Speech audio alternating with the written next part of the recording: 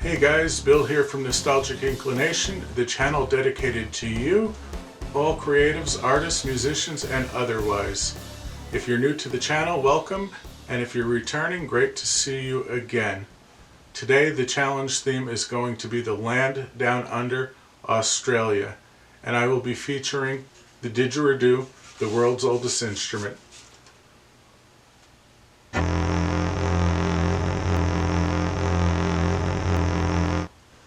And a few other goodies as well. Good day, mate. Wow, Australian people don't even dress like that, and you definitely don't sound like them either. Well, at least I made an effort. Isn't that shirt about a bike race in France? Well, an Aussie did win this race in 2011, and besides, you're wearing this shirt too. Everyone already knows you're just future me. Anyways, today I'm going to be doing an acrylic painting on canvas of Ayers Rock. So please like and subscribe, throw another shrimp on the Barbie, and let's get to it. For today's painting, we'll be using the 24-piece Master's Touch acrylic paint set. I will also be using acrylic gesso and a pre-stretched 8x10 canvas. The background music I am using is a compilation from some of my previous videos. I have never been to Australia, but I have seen many images of Ayers Rock and I've always been in awe. I can only imagine what it must be like in person. Ayers Rock is also known as Uluru, which means sandstone in the native Aboriginal language. It is located in the southern section of the Northern Territory, right smack dab in the middle of the continent.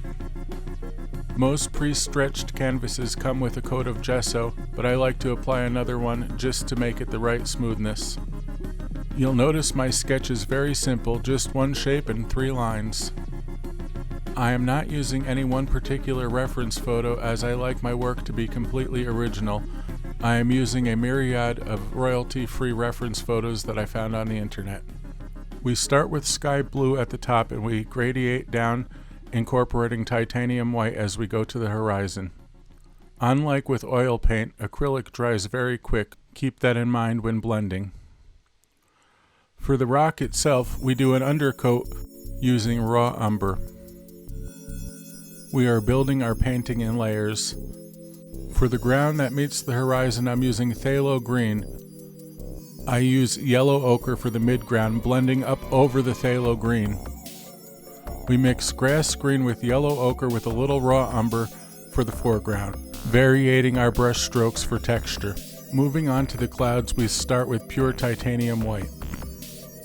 I add clouds at the level and even below the top of the rock for the illusion of grandness. We mix some sky blue with our titanium white to add shadows to the underside of the clouds, working our way up into the clouds to create depth and dimension. For the we're using crimson, yellow ochre, light coral, titanium white, and raw umber, varying between those colors to add depth, structure, light, and dark. Here you want to be loose and natural with your brush strokes. In the end, you'll get a more fluid result. I like to start with the darker colors and move my way into the lighter colors and then repeat the process. We're going to use the same color combination to create some bare spots in the foreground, the midground, and in the horizon.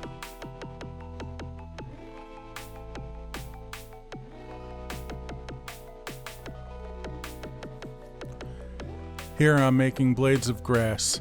I try everything but the kitchen sink. I use a palette knife, a toothpick, my finger before settling on the corner of a 1-inch rough bristled brush, which works like a charm. Don't be afraid to try things and fail. Some of the best discoveries have come from things that weren't intended to be. Now I mix some violet with some titanium white, and with that flat bristle brush, I dip the corner and I tap in the illusion of clover heads. This wouldn't be the bush without bushes. We start with our darks, grass green and raw umber, and then we overlay a combination of yellow ochre and titanium white for highlights. I will do some final touches off camera, so please stay with me for the final reveal after this music project.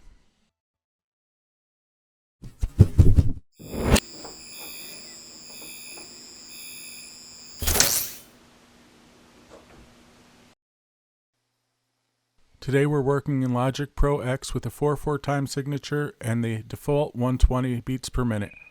We're going to add some crickets using the synth engine by Rolly Equator, but this will be the only electronic instrument we use for this whole recording. This is a good time to talk about the Bullroarer. Pictured on the screen is my homemade Bullroarer. It is an instrument that is just as prehistoric as the didgeridoo. You can see it's a piece of wood with a beveled edge and a hole with a string. Like the didgeridoo, it is in the aerophone classification of instruments. As you will see, this instrument is operated by twirling it around, cutting through the sonic barrier, creating a helicopter-like noise with a Doppler effect. To get optimal results, twist the string really tight. When spinning, be very careful not to get hit or to break your equipment.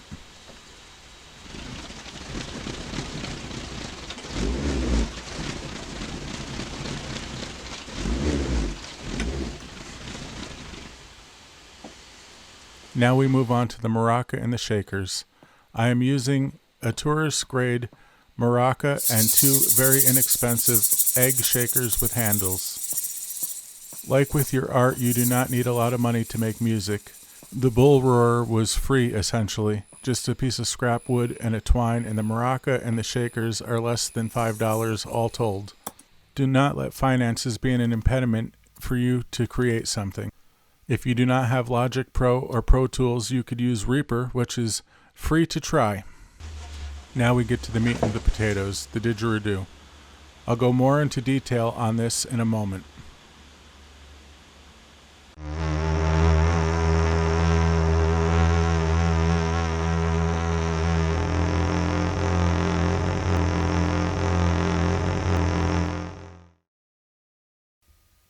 We align, edit, and arrange our takes.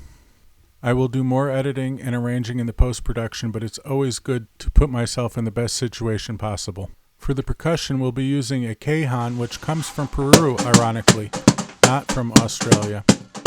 I am not the greatest percussionist, so we'll take the best bar and we'll edit the notes using flex time.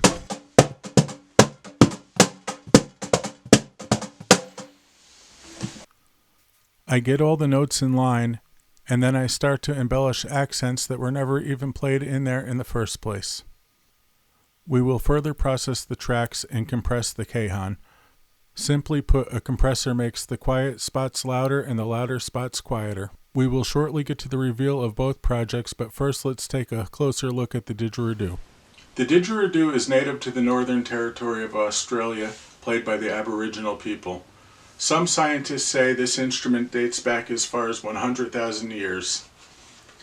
It's just a piece of eucalyptus hollowed out by white ants, also known as termites, and some are adorned with a beeswax mouthpiece for better seal.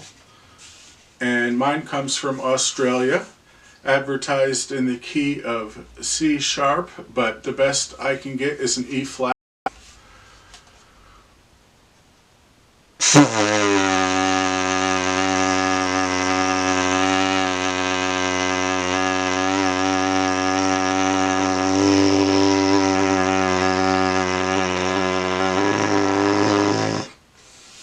And a good question to ask is it even culturally acceptable for a Westerner or an outsider to even be playing the didgeridoo?